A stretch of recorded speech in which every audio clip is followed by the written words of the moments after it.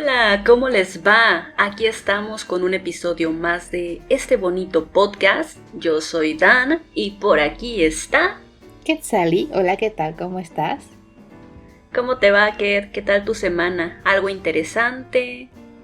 Pues muy bien, no tan interesante como la semana antepasada, pero aquí Ajá. estuve haciendo, muchos recaditos, trabajando, checando, subiendo, bajando, que es la hora que no he podido descansar. Pero muy bien, la verdad que me siento orgullosa de que íbamos poco a poco y pues feliz de estar una semana con ustedes. ¿Tú qué tal? ¿Cómo ha estado tu semana? Tranquila, yo estoy bien. No he estado extremadamente productiva, pero estos últimos días me he sentido con más energía.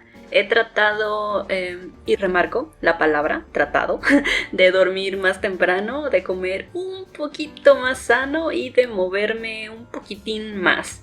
Realmente no me gusta hacer ejercicio, amigos, pero llega un punto en el que tu cuerpo, tu mente, tu todo te lo pide, Lo ¿no? Y pues necesitan. aunque uno no esté motivado, pues tiene que hacerlo, porque depender de la motivación es un limitante y eso aplica para todo.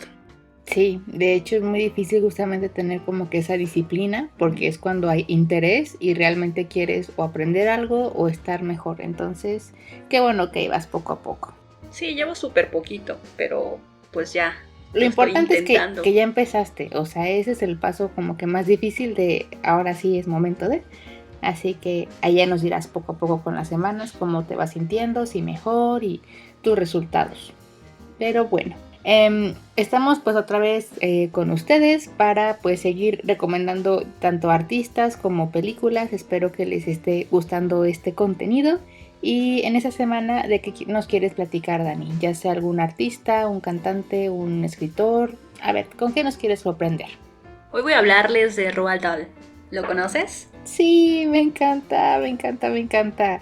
No he explorado mucho de su vida, así que me interesa saber qué ha pasado con él, cómo fue que llegó a ser lo que es. Y pues a ver, cuéntame más.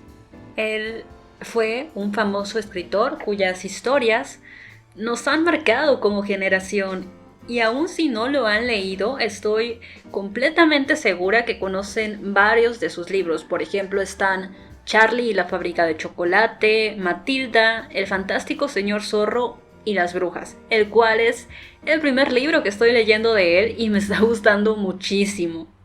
Conozco de qué van las otras historias, pero porque he visto las películas. Esto le pasa seguramente a muchísimas personas quienes desconocen que son historias adaptadas de un libro. A mí me pasó que conocí a este hombre como autor muy tarde en mi vida. Y digo muy tarde porque sus libros son enfocados a un público infantil, juvenil principalmente. Son populares entre familias para leer a los niños y en mis tiempos ni por la mente me pasó. Este hombre nació en Llandaff, así que sí, seguimos en United Kingdom, específicamente en Gales. La vida de este hombre estuvo llena de altibajos y si pudiera escoger una palabra para describirla sería curiosa, una vida muy curiosa. Su padre murió cuando él era muy pequeño, entre unos 3 y 5 años de edad. Este hecho los dejó con problemas económicos considerables. Su madre no quería regresar a Noruega porque quería que su hijo se educara en escuelas británicas. Su esposo era de Noruega y por eso él tener que regresar allá, pero esta decisión de educar a su hijo en una educación británica fue decisiva para la madre. Así que tuvieron que irse a vivir a una casa más pequeña y reducir obviamente gastos de otra forma para poder subsistir. La educación británica era complicada, por no decir estricta. Desconozco si siga así, la verdad, pero en tiempos de Roald lo era, ya que había fuertes castigos de por medio. Esto, como es lógico para cualquiera, no entusiasmaba a nadie, así que como cualquier niño, los mejores momentos, los más felices que él vivió, sucedieron mientras estaba de vacaciones. Leí por ahí, no me consta, pero sí lo creo posible, que Roald no destacó en los estudios, pero sí fue bastante bueno en actividades deportivas como el boxeo. ¿Te lo puedes imaginar ahí al buen Roald tirando golpes? No, de hecho no, porque justamente sus libros de historia son enfocadas para niños. No me imagino él como boxeador. Qué loco, qué padre. Sí, de hecho, cuando cumplió 18 años, en lugar de ingresar a la universidad como técnicamente correspondía, se hizo explorador. Tenía prioridades el muchacho. Me encanta. Seguía su espíritu Sí, aventurero. la aventura sobre lo académico, si se quiere ver así. Y ya como a los 22, 23 se alistó en el ejército. Bueno, no en el ejército, en las fuerzas aéreas reales, no es lo mismo. Ahí sirvió como aviador y luchó en la Segunda Guerra Mundial. Esto para darles un poco de contexto. Sí, le tocó. Él nació en 1916, para que se imaginen pues todo lo que vivió, ¿no? Luchando en esa guerra. Y pues digamos que sobrevivió de milagro porque mientras piloteaba sí fue atacado varias veces, lo llegaron a derribar. Así que al final lo enviaron a casa, ya que sus heridas sí eran pues de gravedad, sí eran importantes. Entre que se recuperaba de las heridas y se mantenía lejos de la guerra, Roald comenzó a escribir. Su primer libro fue sobre lo que vivió en la guerra, sobre los muchos horrores que vio. Pienso yo que de alguna manera el hecho de escribir fue un acto catártico para él, para poder seguir adelante. Digo, ¿cuántos militares no terminan con estrés postraumático, con issues tan fuertes que necesitan terapia y o medicación? Roald siguió escribiendo sobre aspectos de la guerra como trabajo para un periódico. Fue como una especie de consultor, porque pues le pedían consejo, ¿no? Le pedían como su punto de vista sobre algunas cosas. Así que durante un tiempo la guerra siguió siendo parte de su vida, aunque ya no estuviera como tal en servicio.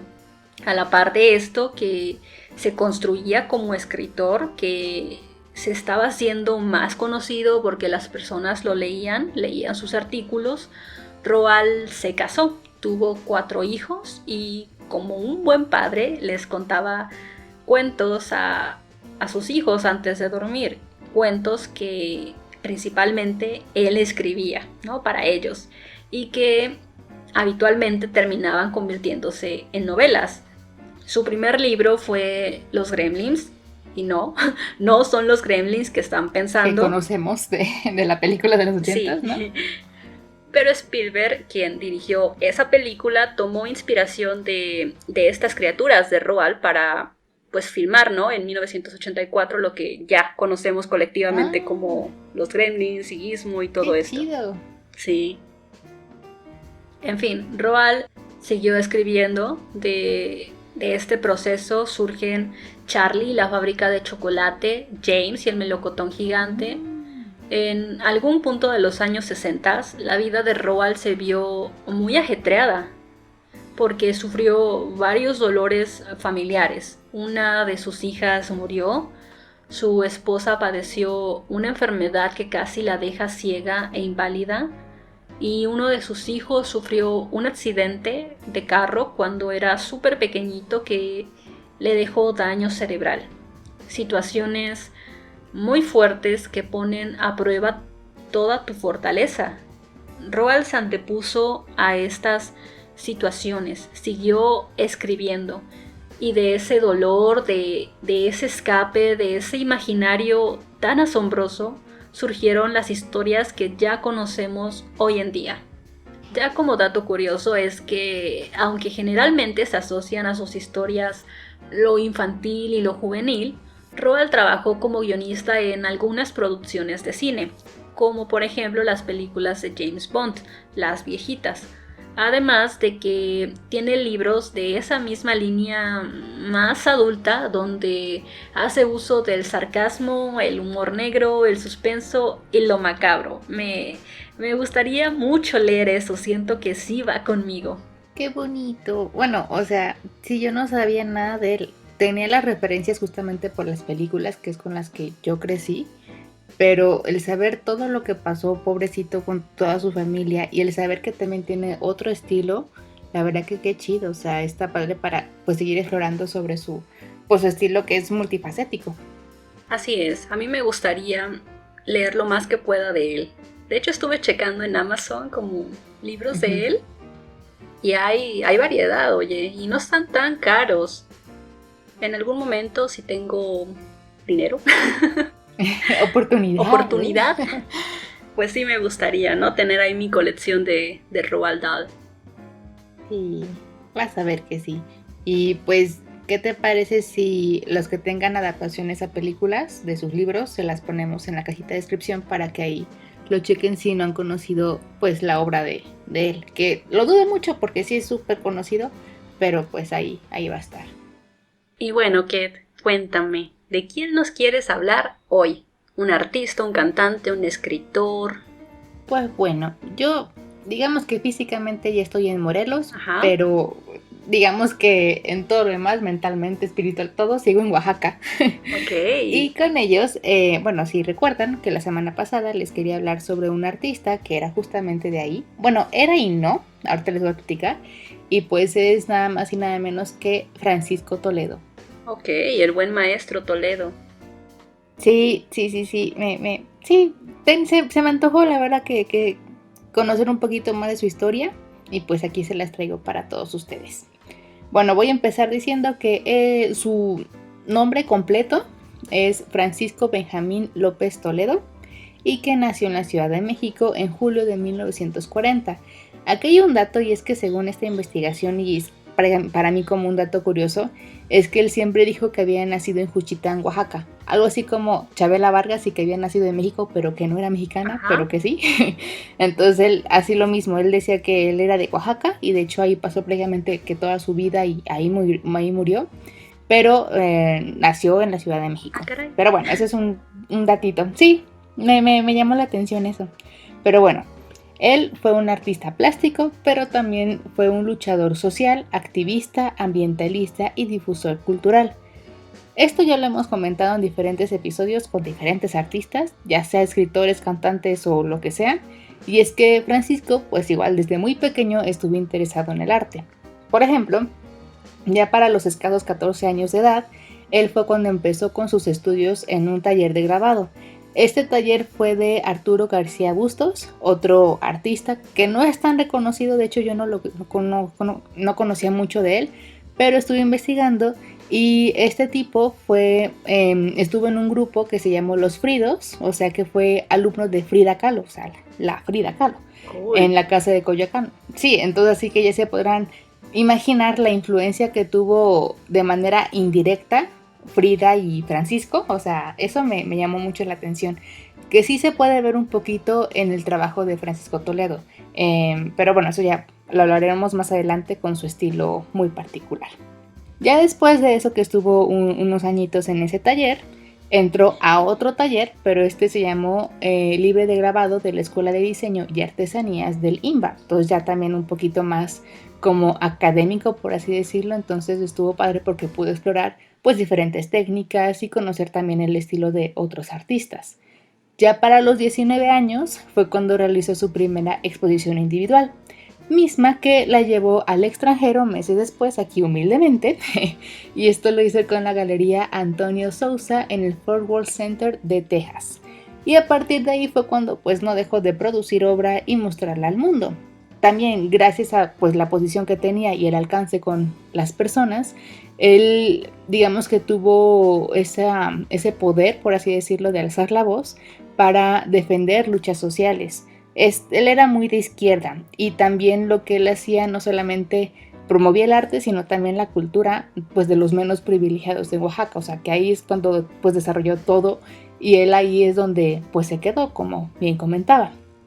Ya en cuanto a su profesión como artista, él estuvo inmiscuido en casi que todas las artes plásticas, o sea, él fue grabador, dibujante, pintor, impresor, ceramista, o sea, y escultor. Explotó y exploró todo lo que tiene que ver con el arte y pues lo hizo y de una manera bastante interesante y muy, muy, muy importante. Y como lo comenté, Francisco Toledo siempre estuvo a favor y luchando por los derechos y la conservación del patrimonio artístico mexicano. Gracias a él, y esto también me llamó mucho la atención, que pues se creó prácticamente por él y por moverse y demás, obviamente con varios apoyos de la gente y del gobierno.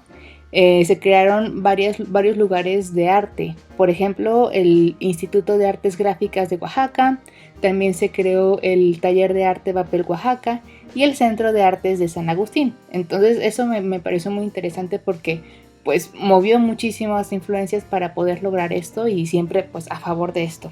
Y también siempre él estuvo en contra de las grandes franquicias internacionales y apoyando el consumo local. Mucho tiene que ver con el textil, con el bordado y con todo eso, entonces sí, eso me pareció muy importante de mencionar.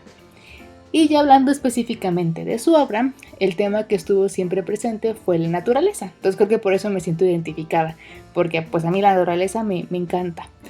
Pero él lo que hizo como que un giro de tuerca, por así decirlo, ya que combinó figuras zoomorfas fantásticas haciendo su propia interpretación, o sea, combinando animales y formas y así. La verdad que está muy interesante. Esto para mí es completamente fantasía, pero con un toque, no sé, me gusta mucho. En la pintura, pues como bien comenté, retrató animales, pero estos no eran como que los convencionales, por así decirlo, eran como que los estéticamente feitos, por así decirlo, o no muy agraciados, como por ejemplo murciélagos, monos, sapos, incluso también insectos. A mí me gusta más lo de los insectos en su obra. Y respecto a la escultura, aquí lo que estuve investigando es que tuvo como que dos corrientes. Una que hizo como que una especie de bestiario, que es influencia de sus dibujos y sus pinturas, y la otra en donde representó la realidad. Pero bueno, digamos que él, como lo que lo bien comentado, que pues estuvo moviéndose de allá para acá, trabajando, exponiendo, y gracias a eso él obtuvo pues prácticamente una infinidad de premios. De los más destacados fue por la Universidad Autónoma Benito Juárez de Oaxaca, quien lo distinguió con un doctorado honoris causa en el 2007. Entonces ya se imaginarán lo importante que ha sido pues su trayectoria y él como figura. Él, pues como bien lo comenté, expuso en varios lugares a nivel nacional e internacional. En México se pudo ver su obra en la Galería de Arte Mexicano, el Museo Nacional de Culturas Populares y el Museo de Arte Moderno, por decir algunos. Y ya en el extranjero, igual humildemente, se pudo ver su obra como por ejemplo en el New York Public Library, también en el Tate Gallery de Londres, y aquí podrán disculparme porque creo que voy a destruir este nombre, pero es la Kunstnernes de Oslo. La verdad que no sé cómo se pronuncia, pero bueno, ahí está el dato. Y bueno, ya para finalizar con mi aportación, solo me queda decir que Francisco Toledo falleció el 5 de septiembre del 2019, o sea el año pasado, en la ciudad de Oaxaca a causa de cáncer de pulmón que padecía desde años antes. Me parece interesante porque ahorita que estamos grabando este episodio es el 9 de septiembre, o sea tiene 4 días de su aniversario luctuoso, entonces esto la verdad que no fue planeado, pero me agradó digamos que la coincidencia de pues seguir recordándolo a él, entonces por eso quise hablar de él. ¿Qué te parece? Me parece que de vez en cuando, se tiene que recordar a Toledo, ¿sabes? Fue un gran artista, un maestro muy querido por muchos, ¿no? Por Oaxaca, por muchos artistas plásticos, por muchos estudiantes de artes visuales.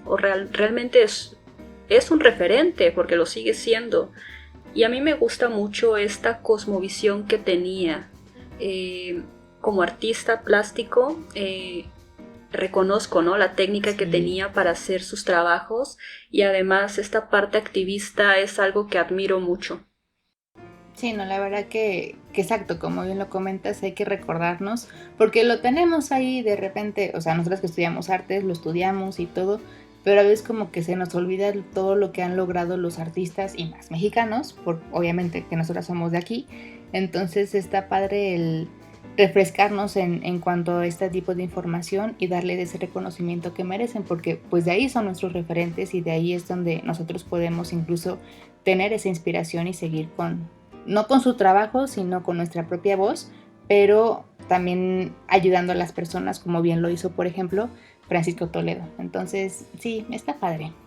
Pero bueno, ya terminando esta parte formal, por así decirlo, de la biografía del artista, ¿qué te parece si pasamos ya a la sección de ocio? ¿Con qué nos gustaría recomendar este día? Hoy les traigo un anime. Ya creo que ya no es sorpresa para nadie que me guste el anime. Si a ustedes no les gusta, dispénsenme, pero soy un poco otaku. ¿Un poco? Sí, un poco, realmente soy un poco. Ok. ¿Y ese de qué trata? Se llama Dororo. Está basado en un manga de 1967. Ya es un poco viejito. El manga, vaya. La versión de la que voy a hablarles es la más reciente, es del 2019, pero hay otro anime más viejo que es del 69, por si quieren checarlo. Ese sí no lo he visto, pero no debe diferir tanto la historia. Y bueno, ¿de qué va? Realmente es un anime peculiar. Hoy todo es curioso y peculiar, pero ya entenderán por qué. Linealmente o cronológicamente, la historia trata de, llamémosle, un señor feudal. A lo mejor y me equivoco y no es eso, pero a grandes rasgos este señor era la persona con más poder e encargada de proteger el lugar donde vivía. Ok. Y en búsqueda de terminar con las consecuencias de una guerra, es decir, la hambruna, la pobreza, la enfermedad, decide hacer un trato con 12 demonios. Él está dispuesto a sacrificar su vida o lo que sea a cambio de un poco de paz. Estos demonios aceptan, cómo no, pero lo que le arrebatan es a su hijo no nacido. No es como que lo maten, sino que cuando el bebé nace, estos 12 demonios le roban cosas que por derecho de nacimiento le correspondían. Le roban partes del cuerpo, le roban la piel, los ojos. El pobre bebé se queda como un esqueleto, como un zombie, no sé cómo describirlo. El padre, aterrado por esto y sin considerar que fue su culpa o que era su hijo, le encarga a una señora que se deshaga de él. El niño no está muerto, apenas vive, pero se aferra desesperadamente a la vida. Así que, como un acto, no sé si de piedad, la señora lo deja como a un niño Moisés en una canastita en el río, esperando que sobrevivan y que alguien lo encuentre. Pobrecito. Aquí, sí. Aquí hay que entender que se suponía que el niño iba a morir, ¿no? Sin partes vitales del cuerpo, cualquiera perecería. Sin embargo, el niño sobrevivió. Un doctor lo encontró, lo cuidó y lo entrenó. Le hizo prótesis para su cuerpo. Rápidamente se encariñó con él y le dio el nombre de Hyakimaru. Sin embargo, cuando este niño creció y entendió ciertas cosas, tomó la decisión de dejar al doctor y emprender un camino de venganza o de justicia, depende cómo lo quieras ver. Su misión se volvió la de enfrentar a estos 12 demonios, vencerlos y recuperar poco a poco su cuerpo. Es en esta búsqueda donde conocemos a Dororo, una pequeña niña que se hace amiga de Hyakimaru y que en ciertas ocasiones actúa como su conciencia, sobre todo cuando el chico comienza a recuperar la vista, el habla y todo esto, ya que Dororo se vuelve una parte fundamental, pues no solo le muestra el mundo desde otra perspectiva, sino que le enseña al muchacho algo que le fue negado desde su nacimiento, el poder del amor. La niña se vuelve su amiga, se preocupa por él, lo regaña, se pelean, y pues para Hyakimaru, que creció solo y aislado, esto es algo tremendo. De hecho, cuando se reencuentra con el doctor y lo ve y lo escucha por primera vez, es súper bonito porque ahí él entiende que este hombre en realidad es su verdadero padre, ¿no? Porque lo quiere, se preocupa por él, lo cuidó. Y porque le salvó la vida, ¿no? Sí, o sea... sí. Ya en el transcurso de la historia, el chico se reencuentra con su familia biológica y en ese momento se ve obligado a tomar decisiones muy importantes. Hasta ahí voy a dejarle porque podría soltarles un spoiler, pero les adelanto que tener la misma sangre no significa absolutamente nada. Este anime tiene 24 episodios con la duración promedio de 24 minutos. La primera vez que lo vi estaba en Prime, creo que aún lo está. Si cuentan con ese servicio pueden checarlo, si no lo encuentran súper fácil por otros medios. El manga fue muy popular en sus tiempos, muy elogiado, editoriales importantes de renombre lo tradujeron a varios idiomas y de hecho la encargada de traerlo al español fue... ¿cuál fue? De Bolsillo, de Random House en el 2016. Por si les interesa pues más leer la historia. Ahí les paso el dato. Pues muy interesante, la verdad, me llamó la atención, más por la niñita y esa parte como antagonista de él sufrido, o sea, no solamente físicamente, sino por el abandono y todo lo que ha tenido que pasar, que tenga un rayito de luz con ella, no sé, qué lindo. Sí, la verdad es un anime muy bonito. Yo lo conocí porque se hizo popular un pedacito del primer episodio en Facebook. No sé, a lo mejor lo llegaste a topar, pero pues no sabías que era de esto. Creo que no, pero bueno. Sí, yo por eso lo conocí, me llamó la atención, me metí a ver qué era, y pues ahí salió, ¿no? Dororo. Ay, qué bonito. Pues igual dejaremos el tráiler en la cajita de descripción para que lo chequen, por si les llamó igual la atención esta historia. Ok, ¿y qué hay de ti? ¿Algún anime, serie, libro, videojuego? Yo la verdad que dudo mucho que alguna vez, no digo que no, pero de videojuegos no creo que recomiende. La verdad que yo no estoy muy familiarizada con. Pero pues esta vez voy a recomendar una película. A lo mejor creo que sí ya la viste, si no todo el mundo ya la vio. Es la película de Siempre a tu lado, Hachiko. Esta película, quiero decir para empezar, que fue estrenada en el 2009 y esta producción es un remake igual de la película japonesa homónima de 1987 y ambas están basadas en una historia real. La historia comienza cuando un niño relata a sus compañeros de clase que, pues, sobre quién es su héroe, entonces ahí es cuando nos presenta a nuestros protagonistas. El primero de ellos es Hachiko, que es un cachorro akita tibetano que por azares del destino viaja a Estados Unidos, se extravía al pobre y es rescatado en una estación de tren por un profesor de música llamado Parker Wilson. Él es nuestro segundo protagonista, que a mí me cae muy bien ese tipo, y más porque fue interpretado por el gran Richard Gere. ¿Verdad que sí? Hermoso. Sí, me encanta, sí. Y es que sí, Richard es como los vinos, con el tiempo tiene el encanto que sí, me encanta, pero bueno. Ya volviendo a la película y a la historia, bueno, ahí es cuando comienza como que la magia y la amistad, porque entre ellos dos se crea un lazo bastante, bastante lindo. De verdad que es precioso ver cómo pues surge justamente esta relación de dueño-mascota, pero aún así es como que traspasa eso. A pesar de que esta película se encuentra catalogada como drama, lo que estuve investigando, tiene algunas escenas como que divertidas o graciosas justamente para aligerar la tensión y poder conectar con ellos. Realmente la historia es sencilla, o sea, es de un matrimonio maduro que adopta un perro y comparten anécdotas lindas, divertidas y tristes. O sea, eso es como que en una oración de qué va la película.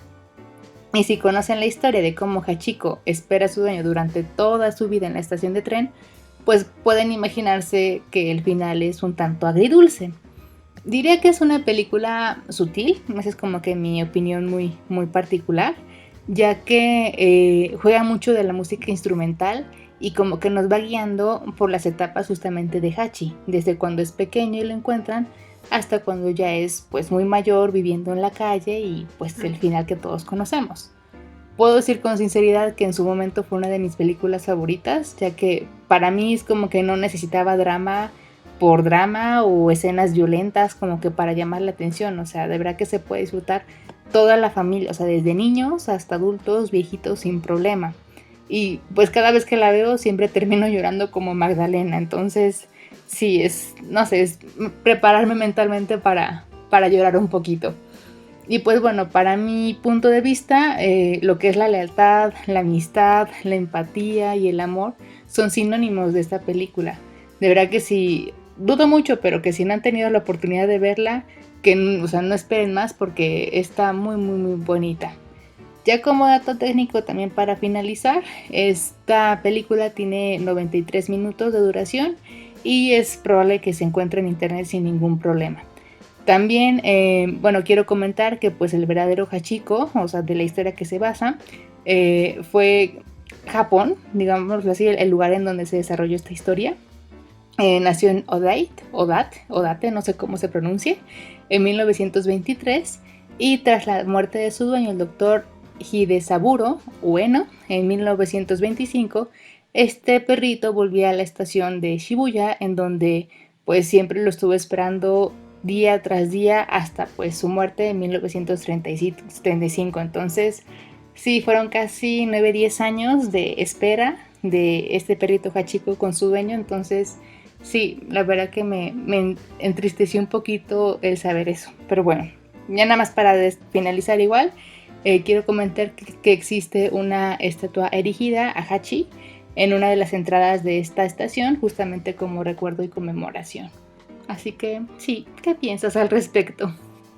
Yo soy de las personas que tienden a evitar películas que las hagan llorar, ¿sabes? Uh-huh. Pero Hachiko la vi, porque la vida es un riesgo, carnal. Y terminé abrazando a mis perros como por media hora. Sí. Solo la he visto una vez. Ya no la pienso volver a ver porque, pues no, oye, le hace daño a mi cocoro.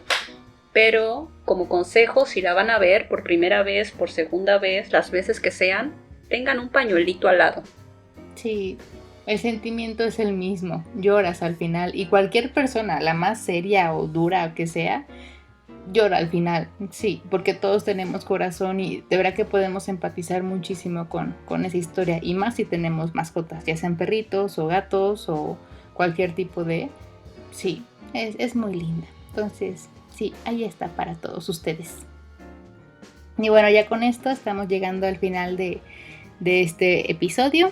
Tuvimos ciertos inconvenientes, pero creo que lo logramos zafar bien. Entonces ya solamente queda decir que nos falta una sección que se llama La Última y Nos Vamos, que es cuando recomendamos canciones a lo random. ¿Y con qué canción te quieres despedir el día de hoy?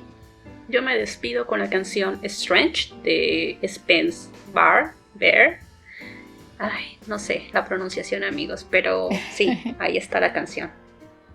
Va, que va. Y de mi parte es una canción que se llama Lay It Down Slow de Spiritualized. No sé si también así se pronuncie. Disculparán esta y otra. Pero sí, esa canción igual me gusta mucho. Que tiene como que la misma vibra de la canción de la semana pasada. Entonces ahí está para todos ustedes. Ya solo falta decir que nos pueden encontrar tanto en Instagram como en Facebook. El Chacuaco tiene sus cuentas particulares. Y también nosotros nos pueden encontrar en Instagram. ¿Cómo te podemos encontrar a ti? Me encuentran como dan.ariza en Instagram. Y de mi parte me encuentran como @ketcalderón. Entonces, así está. Muchísimas gracias por habernos escuchado una semana más y nos vemos para la siguiente. Chao. Adiós.